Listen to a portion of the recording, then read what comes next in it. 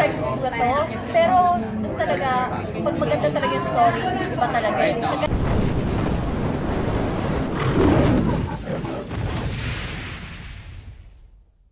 Hello mga kapatid, ayan ako po si Inay at ang role ko po dito sa Baker's Heart ay si Carla.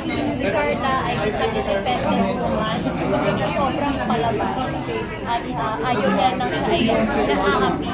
Kaya naman sana panoodin niyo ang Baker's Heart. Yes! Okay? Ano ikaw? Ako naman po si Paolo Andres. Ang role ko po dito is si Daniel. At ako po ang abogado ni Carla. Yun lang muna, secret name. Yun. Tapos ako naman po pala si Sofia Vergara. At ako po ay basta magiging matinding karibal ni Carla. Yun lang muna yun.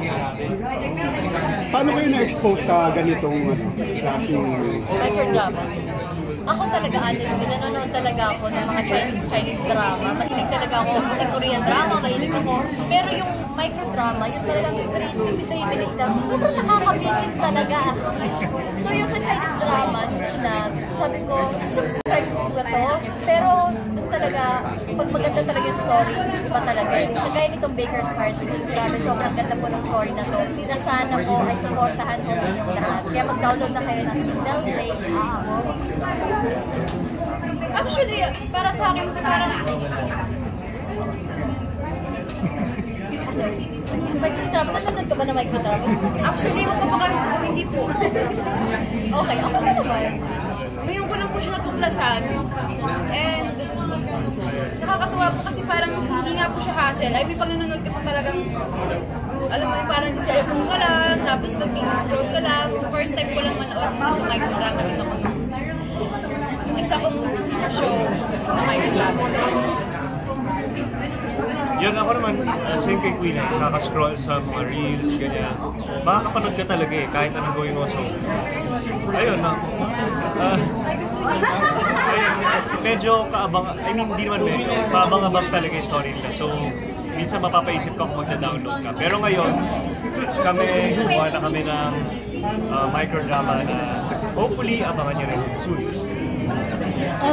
anong difference ito dun sa ginagawa niyo ng mga teleserye mo? Mas mabilis ba siya? Mas matagal? Ang difference po kasi is yung pag sinushoot po siya. Kasi di ba ano po siya eh, vertical. Diba patayo. So parang ang hirap po na parang limit lang dapat yung galaw, hindi ka dapat sobrang mabubulit. Unlike kapag mga teleserye talaga na pwedeng may tight shot meron.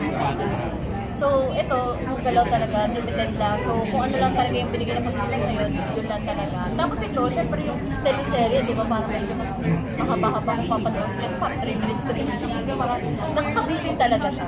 So, talagang, alam mo yun, kung ako talaga yung manonood, talagang mabibitin ako kung 3 minutes na ipapanoorin ko. Kailangan susundan ko talaga siya na susundan. Katulad din ba ito ng parang tapos na siya na isang shootan, tapos upload o katulad ng teleserye na... Ilang months na Wala pang idea. I mean, itong ano nyo, itong Baker's Heart na to, tapos na ba siya? Tapos na. Naka-upload na siya lahat? Yeah, tapos na po. Hindi lang namin.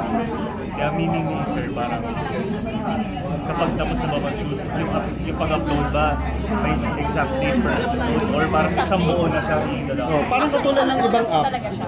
Isang Parang natin ang nabisi. Parang may mga episode na siya doon. Tapos dun po, nakalock po yung iba if ever. Pag subscribe ko yung 20 pesos. Tapos, mapapanood ko siya. Mga 50 episodes po yung Ano naman po yung mga abangan namin sa Baker's Heart. Aba. Siyempre, abangan nyo yung mga kilig, dramahan, sabunutan namin, may sampalan. So, alam mo yun, talagang very exciting talaga yun. Which is ako, hindi pa ako sasampal. Like, alam mo, napapakita sa TV. Kaya ngayon, abangan nyo po yun.